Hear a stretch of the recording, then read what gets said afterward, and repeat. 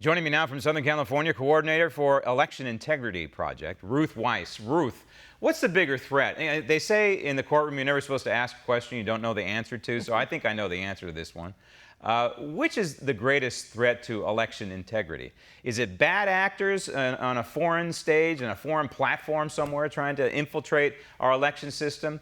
Or is it internal? Is it the voter rolls that in many cases are corrupt in many states?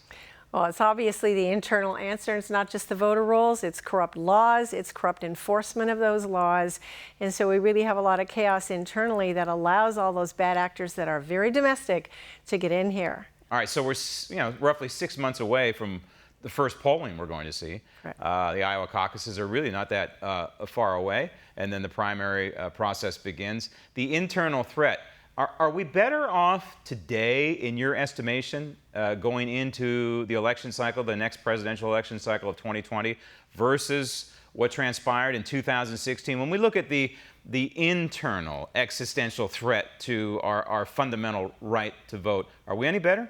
I hope we are a little bit better because there have been more and more news announcements out in the open where people can't miss them, state by state by state, of things that they are finding, problems in Georgia, problems in basically every state you can find, whether it's voter rolls or voting systems that are untrustworthy, out of date, falling apart, corrupt. And so I think because the problem is made the top tier and made, the before the fold headline in so many places, I think maybe we're better off because they have to be addressed now. And it should be noted that the president, right out of the box, right after he was sworn in, it was within a couple of months of the new administration in 2017, attempted to peel back the onion and figure out exactly what went wrong in 2016. But he hit a Democrat buzzsaw in states like California and in Illinois.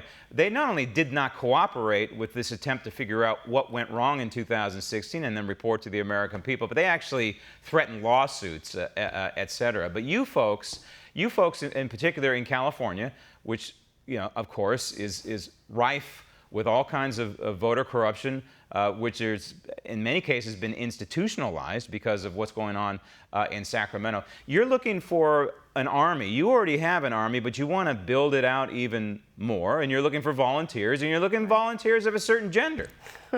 Well, we're looking for volunteers more across the board, and we certainly are looking to balance our numbers. We believe that when you look at party politics and we look at male versus female, you get a good balance of thought and idea and strategy.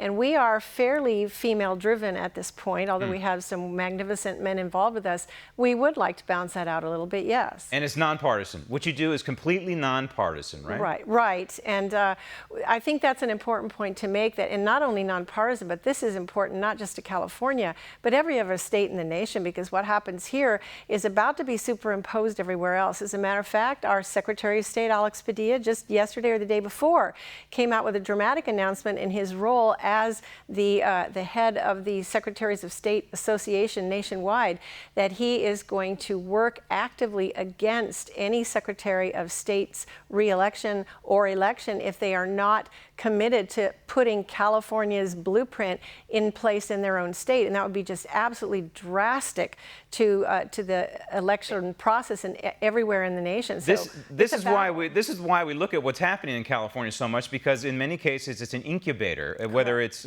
election issues or guns or what have you. It's an incubator for the rest of the nation, unfortunately. And in California, there are so many avenues where voter fraud can take place, whether it's ballot harvesting, for example, or the voter rolls where there are more registered voters than there are people eligible to vote in certain counties. Right. But we look at the laws on the books. They include this thing called ballot harvesting that, probably 10 years ago, 5 years ago, most Americans didn't know what the heck it was, but it's effectively going door to door to collect vote by mail ballots. And it is it's 100% legal in California. It's on the books. But in other states, it's very illegal. Correct.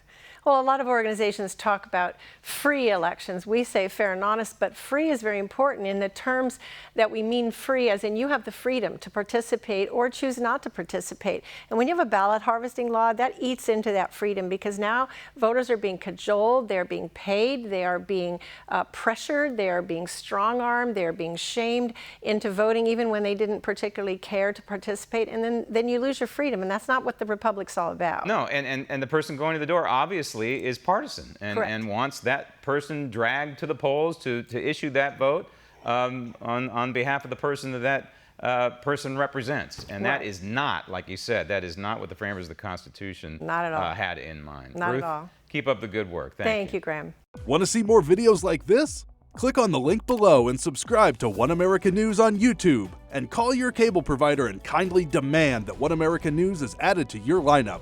Call and subscribe today.